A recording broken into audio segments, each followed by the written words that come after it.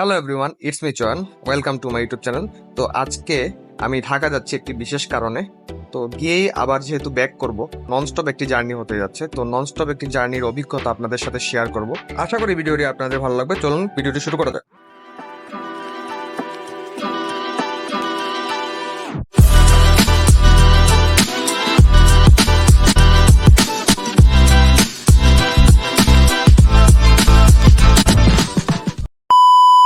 Sylhet cross করে শায়েস্তাগঞ্জের আলামিন হোটেলে এসে আমাদের যাত্রা বিরতি হলো। এই দেখা যাচ্ছে যা আলামিন হোটেল। আলামিন হোটেল থেকে বাসটি আবার ছেড়ে দেবে ঢাকার উদ্দেশ্যে। চলুন হোটেলের ভিতরে একটু যাওয়া যাক। যেহেতু আমি কিছুই খাবো না, কারণ এখানে অনেক দাম বেশি ভাই, আমার পক্ষে সম্ভব না এগুলা। তো হোটেলের ভিতরে গিয়ে ওয়াশরুমে একটু ফ্রেশ ট্রেশ হয়েছিলাম, এই যে একটু ভাব টাপ ধরতেছিলাম আর কি ভাই। হ্যাঁ, এই যে দেখতেই পাইতেছেন। হোটেলের বাইরে দেখতেছি সব শ্যামলী গাড়ির আখড়া দেখা যাচ্ছে। এখানে সব শ্যামলী গাড়ির কাফিলা এই জায়গায় দেখুন। তো লোকজন আসছে, দাঁড়াচ্ছে, আবার গাড়িতে উঠছে, অনেক গাড়িগুলো ছেড়েও দিচ্ছে। ভালোই লাগে আসলে। তো আবার বাস ছেড়ে দিল যাত্রা বিরতি শেষ করে। 20 মিনিটের যাত্রা বিরতি ছিল। যাত্রা বিরতি শেষ করে আমাদের বাসটা দুরন্ত গতিতে চলছে ঢাকার উদ্দেশ্যে। ভাবছিলাম ভাই একটু ঘুম দিমু, সামনে এসে দেখি এমন জ্যাম লাগছে। খতম। জ্যাম তো আর শেষ হয় না। এদিকে গাড়ির জ্যাম, ওইদিকে গাড়ির জ্যাম, পুরা রাস্তা ব্লক হয়ে আছিল। প্রায় 2-3 ঘন্টার মতো আমরা এই জ্যামের মধ্যে বসে আছিলাম। জ্যাম ছাড়তেই রাজি না, পুরা রাস্তা জ্যাম ছিল। তারপর আবার কিছু দূর আগালো গাড়িটা। আগানোর পরে দেখা যাচ্ছে, দেখতে পাচ্ছেন উল্টা পথেও গাড়ি আসছিল। মানে এমন জ্যাম লাগছে এদিকে, রাস্তাটা কাজ চলছিল, যার কারণে রাত গিয়ে ভোর হয়ে গেল। এখন আস্তে আস্তে সকাল নেমে গেছে, কিন্তু এখনো জ্যাম ছাড়ছে না। তারপর এই ভাইয়ের কথা শুই না, জ্যামটা আস্তে আস্তে ছাড়া শুরু হইলো। গাড়িগুলা ঠিক সামনের দিকে যাচ্ছে, কারণ চারিদিকে অনেক গাড়ি ছিল, যার কারণে ছাড়া পসিবল। তারপর ফাইনালি 3 ঘন্টা জ্যামে বসার পর জ্যাম ছাড়ছে। আমরা ভৈরব ব্রিজে আছি। তো ধুম্মা চালে বলতে বলতে গাড়ি আমাদের টপ স্পিডে চলছে। তো যত তাড়াতাড়ি সম্ভব ঢাকা পৌঁছে দেবেন আমাদেরকে। দেখা যাক ঢাকায় কত তাড়াতাড়ি আমরা পৌঁছাতে পারি।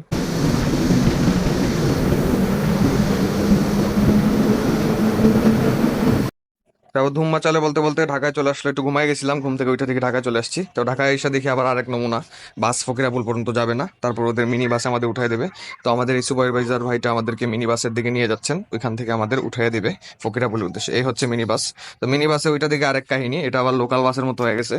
ওনারা আবার যাত্রীও নিচ্ছিল। হ্যালো এভরিওয়ান, ইটস মি চয়ন। চলে আইসি ঢাকায়। দেখেন মুখ, ঢাকা আইসা দেখি ভাই এমন গরম, মুখ টুক ঘেমে যাইতেছিল। তারপর শ্যামলীর এসি কাউন্টারে বসেছিলাম। তো আমার কাজটা ছিল আসলে ফকিরাপুলে। তো ফকিরাপুল কাউন্টারেই বসেছিলাম। আর এখান থেকে কাজটা সেরে আবার নেক্সট বাসে করে রওনা দিব।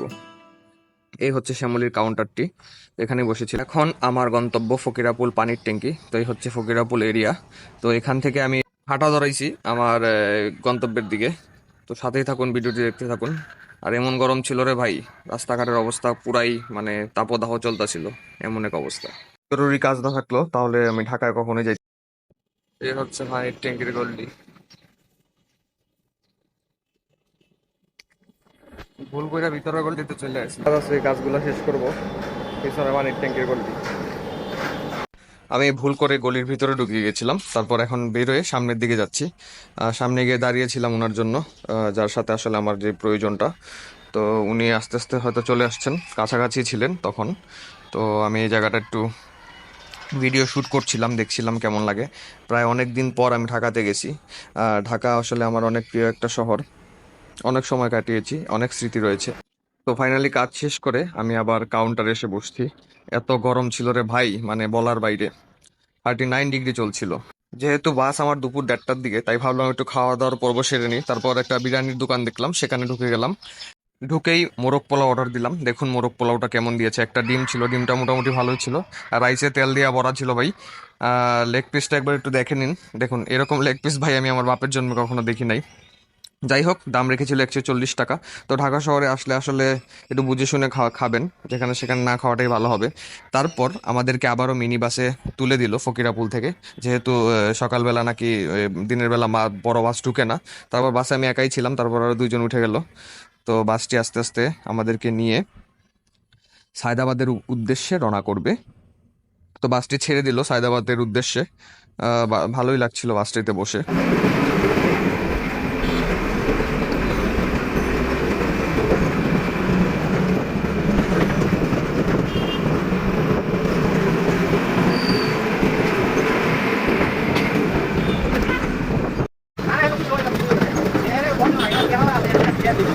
এই বাসটি কমলাপুর হয়ে যাচ্ছিল। এ হচ্ছে কমলাপুর এরিয়া, এই যে ট্রেন লাইনগুলো দেখা যাচ্ছে। তো বাসটা ভালোই টানছিল। তো সামনে যাইতে না যাইতে ভাই কক্সবাজারের পানি সৈকতের সাথে দেখা হয়ে গেল। দেখুন কি পানি রাস্তাটার মধ্যে জমা ছিল।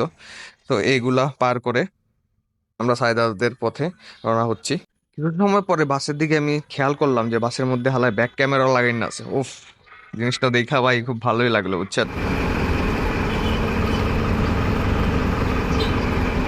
তারপর মিনি বাস আমাদেরকে সায়দাবাদের মেইন শ্যামলীর কাউন্টারে এসে বসিয়ে দিল। লেখা ছিল বাস ছাড়বে দুপুর 1:30টায়, কিন্তু আমাদের বাস সায়দাবাদে 2:15-তে আসলো। তো আমরা বাসে উঠে বসেছি। এই হচ্ছে আমার সিট, আমার সিটটিতে আমি বসলাম। তো যাত্রীদেরকে নিয়ে বাস আমাদেরকে সায়দাবাদ থেকে রওনা করে দিল। তো ঢাকা ছেড়ে আমরা সিলেটের উদ্দেশ্যে আমাদের বাস ছুটে চলছে।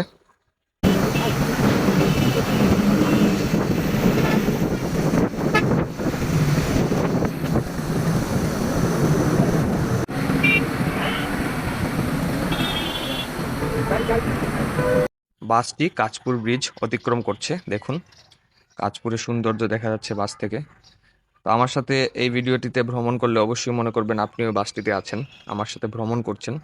আর কেমন লাগলো এই ভিডিওটি অবশ্যই আমাকে কমেন্ট করে জানাবেন। তো বাস ধুমায় টানতেছিল, আর এই হচ্ছে আমি পুরাই টায়ার্ড অবস্থা, কারণ নন স্টপ জার্নি চলছে। একটু করে রেস্ট নিইনি।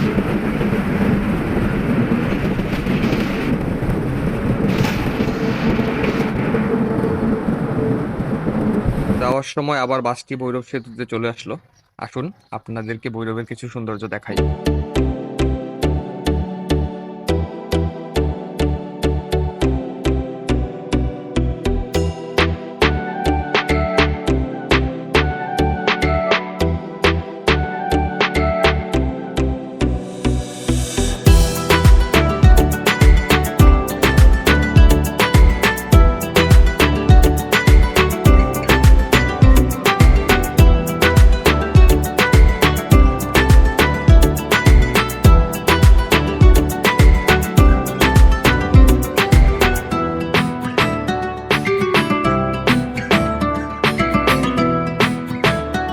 ভৈরবের সৌন্দর্য উপভোগ করতে করতে আমরা আমাদের গন্তব্যটা অনেক সামনের দিকে এগিয়ে যাচ্ছি।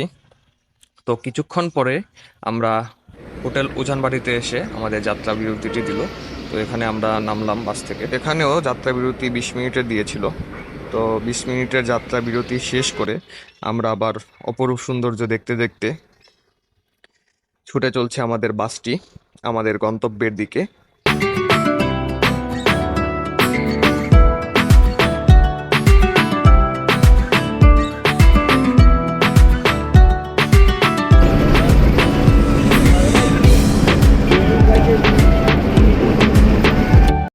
আস্তে আস্তে সন্ধ্যা নেমে আসছে।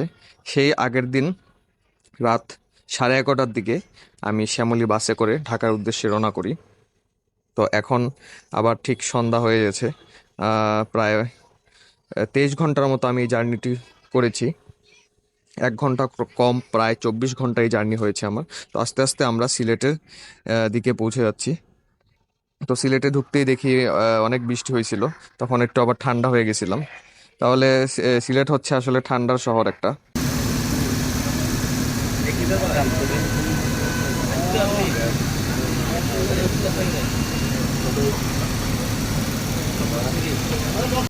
সিলেটে যাত্রীদের নামিয়ে বাসটি আবার ঘুরিয়ে নিচ্ছে, আমাদের আবার গন্তব্যের দিকে চলে নিয়ে যাচ্ছে এই বাসটি। তো সাথেই থাকুন, আশা করছি ভিডিওটি আপনাদের অনেক ভালো লাগবে। রোদ দিয়ে শুরু হয়ে বৃষ্টি দিয়ে শেষ হতে যাচ্ছে আমাদের যাত্রাটি। আর বেশি সময় যাত্রা করতে হবে না, খুব তাড়াতাড়ি আমি পৌঁছে যাব আমার গন্তব্যে।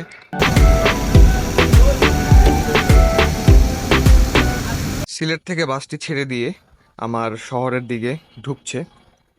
তো বৃষ্টি স্নাত শহর হয়ে যাচ্ছে। খুব ভালো বৃষ্টি হয়েছিল তখন। কিছু সময় যেতে না যেতেই আমাদের বাসটি আমার শহরের দিকে পৌঁছে গেছে। আর বেশি সময় লাগবে না পৌঁছাতে। তো আশা করি ভিডিওটি আপনাদের সকলে ভালো লাগবে। তো আমার এই 24 ঘন্টার ট্রাভেল ভিডিওটি কেমন লাগলো অবশ্যই জানাবেন। আর চ্যানেলটিতে অবশ্যই সাবস্ক্রাইব করবেন। যারা অলরেডি সাবস্ক্রাইব করে রেখেছেন সবাইকে অসংখ্য অসংখ্য ধন্যবাদ, এবং ফেসবুক পেজ থেকে যদি ভিডিওটি দেখে থাকেন অবশ্যই ফেসবুক পেজটিতে ফলো দিয়ে রাখবেন, এবং লাইক, শেয়ার এবং আপনার মহামূল্যবান কমেন্টটি অবশ্যই করে জানাবেন ভিডিওটি কেমন লাগলো। তো আজকের ভিডিও এ পর্যন্তই। ধন্যবাদ সবাইকে ভিডিওটির সাথে থাকার জন্য।